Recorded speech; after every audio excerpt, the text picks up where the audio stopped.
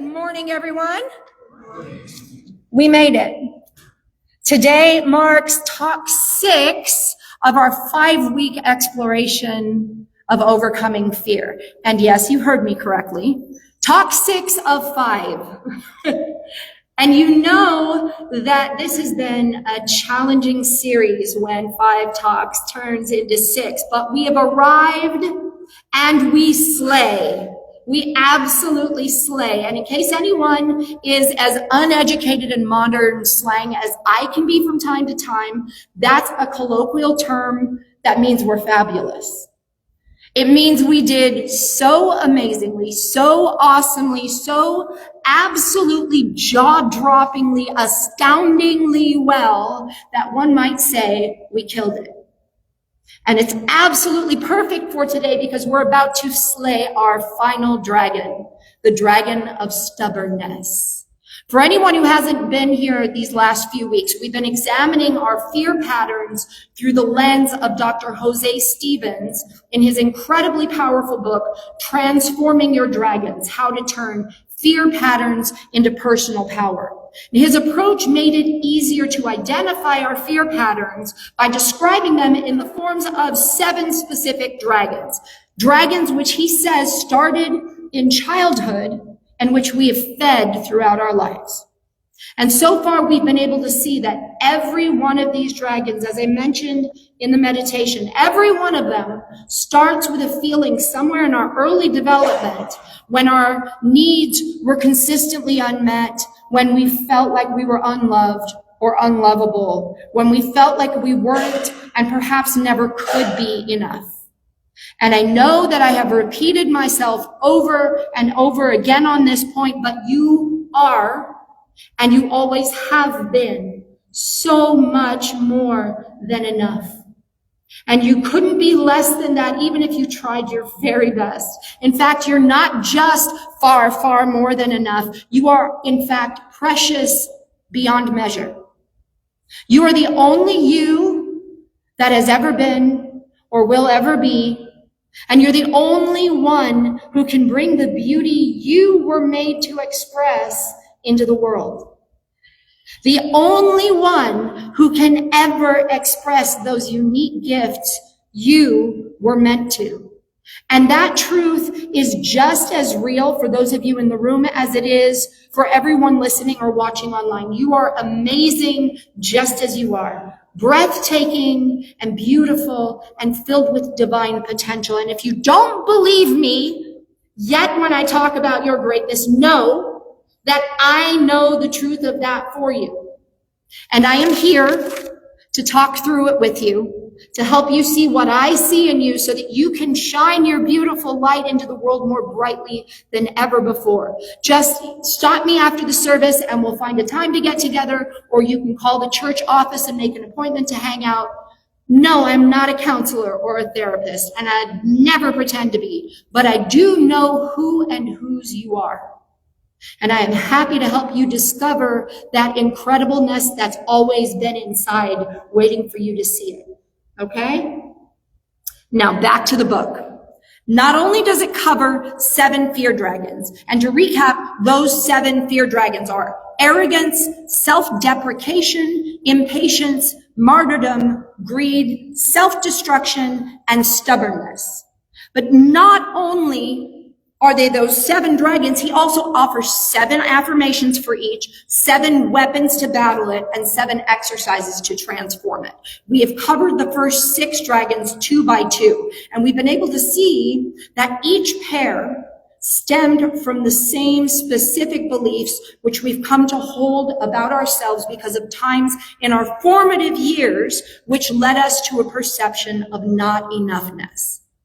Which dragon a person nurtured as a result of those times depended for the most part upon whether the inner child tried to hide or control the belief, or if they identified and began to embody it. There were always 2 sides to each set of fears, and each side was represented as a different dragon. And that was a consistent thing, right? 2 dragons for each cause until today. until our final dragon, the dragon of stubbornness. This dragon stands alone. I'm pretty sure it insisted on it and it wouldn't budge. And if you remember from the other 6 dragons, he begins each dragon's chapter with its positive and negative attributes, its outward and inward appearance. And he usually gives us a little bit of an exercise to tap into what it might feel like if we had each particular dragon. Excuse me a second. So the positive pole for the dragon of stubbornness is determination. The negative is obstinacy.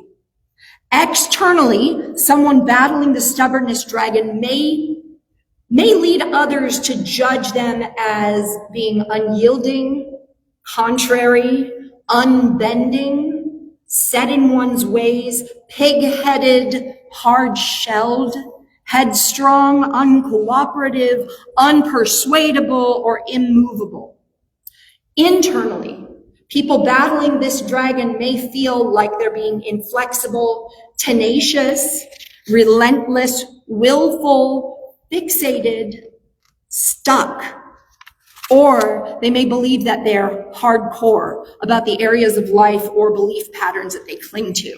And he says on page 300, the stubbornness dragon creates tension in several parts of the body. In the jaw, this tension appears as a buildup of mass just in front of and below the ear line. Over time, this tension can interfere with the inner ear and reduce hearing capability, which was fascinating because stubborn people tend not to listen, right? So tension in the jaw, he says, means tension in the pelvis because the two have a reciprocal relationship.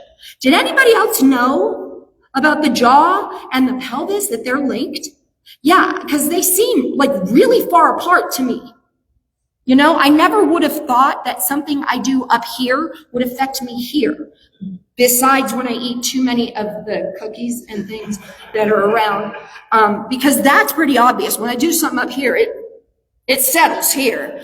But my jaw clenching affecting my pelvis, I had no idea. He continues, this stress translates into a lack of mobility in the pelvis. Painful tension may also be found in the lower back muscles, which may lead to back trouble. Tension in the feet and ankles is the result of literally digging your feet in. And I have to clarify here that there are a great many non-dragon related causes which could be behind all of that physical discomfort. So if your jaw, back, ankles, feet, or anywhere else hurts, don't automatically identify with and blame this dragon. And don't blame the other dragons for entirely other physical symptoms, okay? Although some of your fear patterns might be behind some of your physical pain, they also might not. It actually may just be your body's way of cueing you to see a doctor. And I don't want what I'm sharing from this book up here to lead anyone away from taking their physical health seriously. Dragons and psychology are no substitute for medical intervention when it's called for, okay? Now, moving on. He says physical characteristics of stubbornness may vary greatly. When it is mild or deeply buried, stubbornness has no obvious appearance. In most cases, stubbornness is obvious in the jawline and the overall set of the body. Since stubbornness reduces flexibility, people afflicted by it may move stiffly, almost as if in military attention. They have a tendency to fold their arms tightly across their chest, as if saying, "You may not pass here." Let me turn the page. Harder than it looks. He says to get a feel for stubbornness, clench your jaw tightly, squeeze your, we'll say lower cheeks, lock your knees, curl your toes, fold your arms over your chest, and say through clenched teeth, "You can't make me," or simply no. Okay, I tried to do all of those things last night when I was editing this. And clearly this is not a dragon that finds itself comfortable in my body, because the whole thing felt absolutely uncomfortable in every little clenched part of me. I definitely understand why stubborn people might have a short temper. It hurts to be clenchy all the time, right? Okay, the 7 steps of development of this dragon are: 1, a child is subjected to sudden changes without preparation. For example, the parents know that if the child is told that they're going out of town, they'll create a big fuss. To avoid the fuss, the parents just wait until the last minute and then drop the child off with a caregiver and then get away quick. Okay, while the parents may have felt that they were sparing the child from negative emotions, they may have unwittingly created new ones. The belief there becomes, change is frightening and a threat to my survival. I need to resist it. And parents, before I go on here, let me just say, parent to parent, we all do the best we know how in the moment, right? This is not a time to berate ourselves, nor is it a time to go after our own parents. This whole examination is not about blame or guilt or shame. You are not your dragons. You did not willfully create anyone else's dragons, and your dragons are not flaws. They are fears, and we're overcoming them. So don't get mired in the blame game. You're liable to delay your transformation if you do.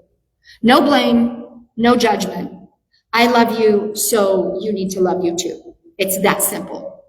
Okay, moving on to step 2 in this dragon's development. The child is not allowed to make personal choices. Rather than building their personal power through making choices, they're unilaterally told what to do. The belief becomes, I'm being robbed of my power over my body by those in authority. I'm not allowed to have my own self. Authority is bad. Step 3, the child is excluded from family choices. Children developing stubbornness, he says on page 310, are given no say about decisions that affect the whole family. When they are always forced to do what their parents say, they conclude that authority is a rotten idea. Their energy goes into resentment instead of empowerment. The belief becomes, I have no power. I have no influence over my own environment. I'm always being forced and controlled.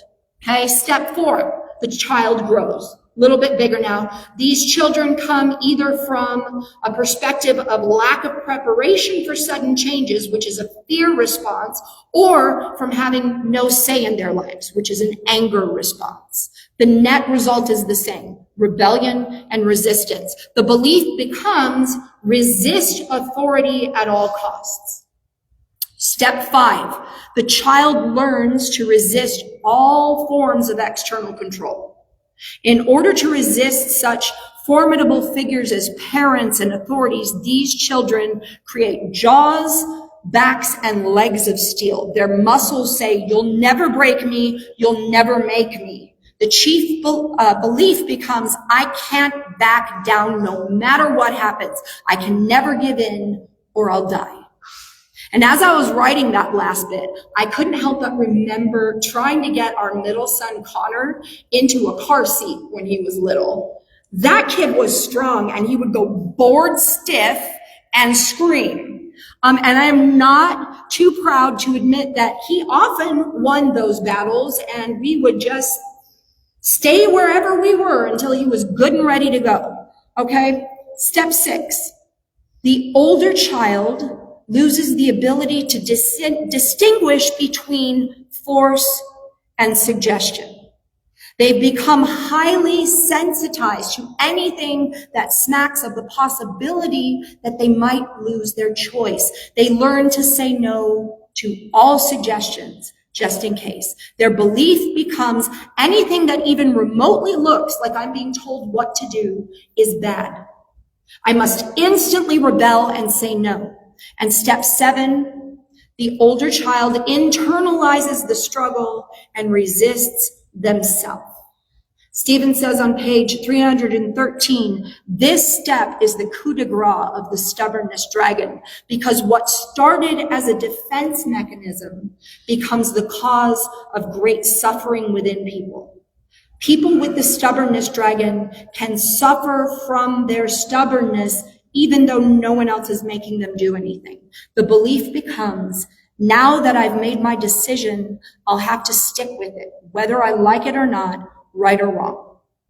The stubbornness dragon wants people to believe that by resisting authority and refusing to change, they are more powerful.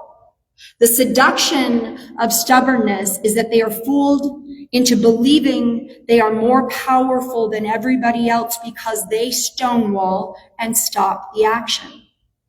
They get a secret gleam of joy from their habit of refusal. And sadly, many of them end up alone, victorious, but isolated. The dragon has lied to them. This is no victory at all. Rather, it is the blueprint for loneliness and despair. He says on page 315, the stubbornness dragon is different from all the other dragons because it stands alone.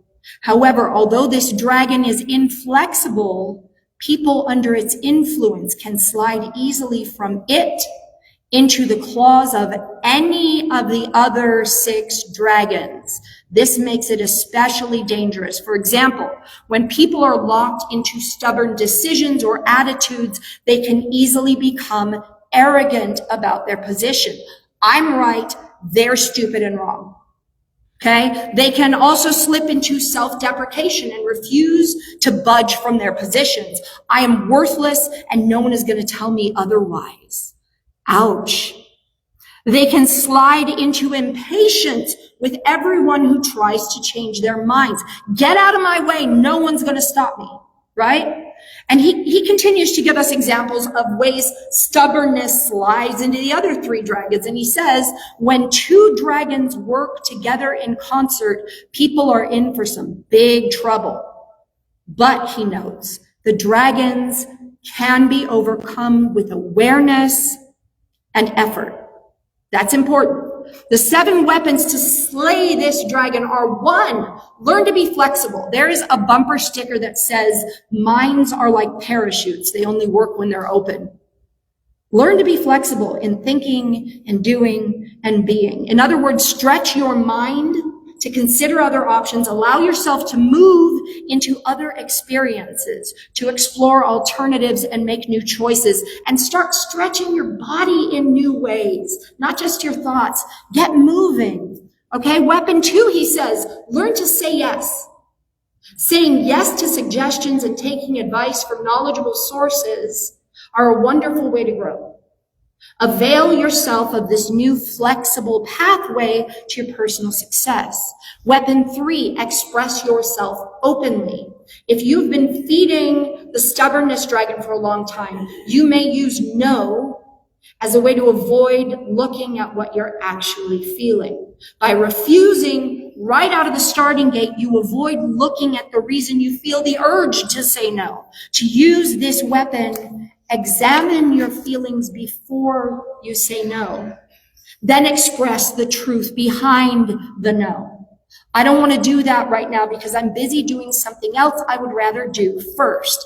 That is a valid reason. Okay? It doesn't have to be something huge. It just has to be truthful, and you have to say it out loud and preferably politely. Okay? Weapon 4, listen with an open mind. Stubbornness often results in conflicts that last for long, long periods without resolution. When someone is talking and you begin to feel like reacting, use the mental no that you can hear starting to scream in your mind. Use that as a cue to listen to them more closely. Then consider whether or not what they're saying is worth fighting against. When you learn to do this effectively, you may even find yourself agreeing with what people are saying now and then. Weapon 5, come to terms with authority. This may be a tough truth to hear for folks with this dragon because they resist authority on principle, if for no other reason. But hear this. Sometimes when you resist something like that, you become it. If you make a habit of resisting authority, you yourself eventually become oppressive. Oh, that's a lot, right?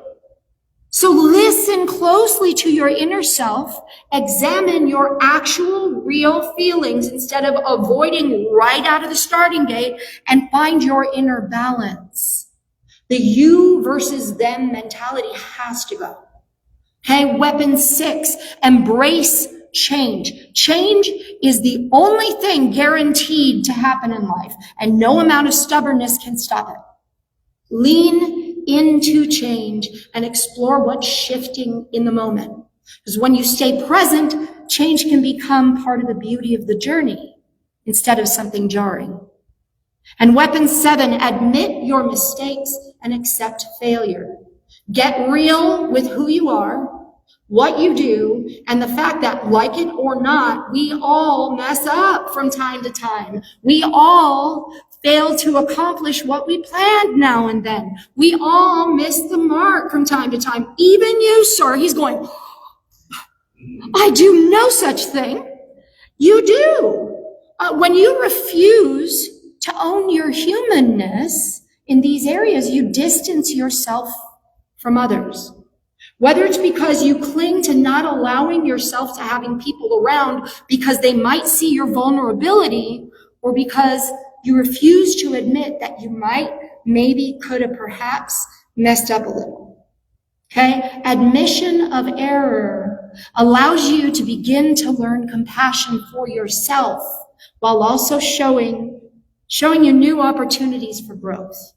And the 7 exercises to transform this final stubbornness dragon are, and again, as with all of the dragons, consider talking to a therapist or counselor as you work through these, okay?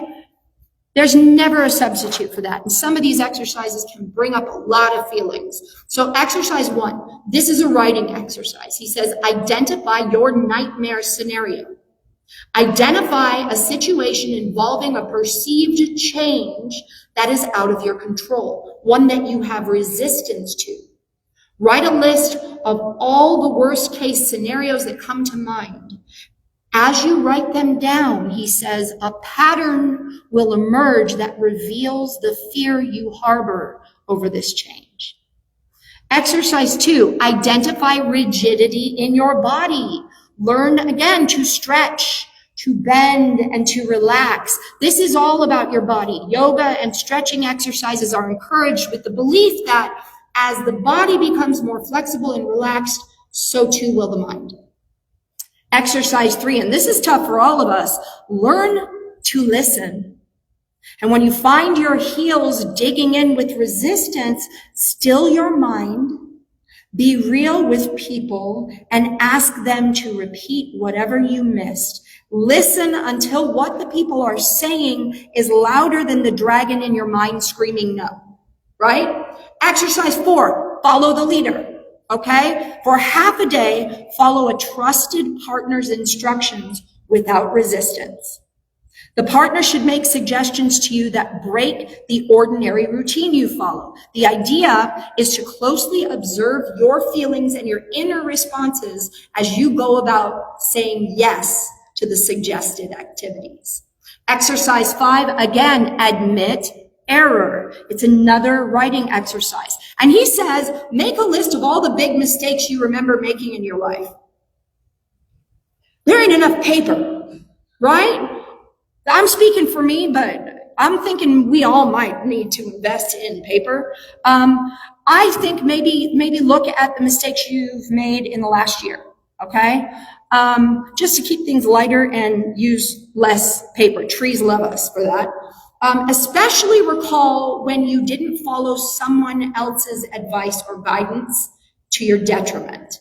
Learn that listening and considering another option might save you from discomfort. 6, he says, learn to be fluid. This is a meditation and visualization exercise. Learn to be still, relaxed, and calm. He says, visualize any scenario which may appeal to you and which would lead you to follow an unplanned course. For example, a leaf floating on running water through a stream, or a wolf running with a pack through the forest, okay? He says, find something moving that your brain can get into and visualize it daily. Exercise 7, the final exercise, let go of fixed structures and patterns. This exercise is meant to help you release attachment, so let them go. And that is our last dragon. But is that really all we're doing? Is that all we've done with these talks? We've identified our fears and the way that those fears have shaped the way we experience this whole human thing, right? And so we're all on a eyes wide open new path, aren't we? We're on our way to Slaay, yes? But see, there's something else I'd like us to destroy. There's something more I'd like us all to shift in our awareness so that we can more boldly, easily, and consistently allow ourselves to be God's instrument in the world. See, all of these talks, this whole deep dive that we've done into our inner dragons, they weren't only about personal growth.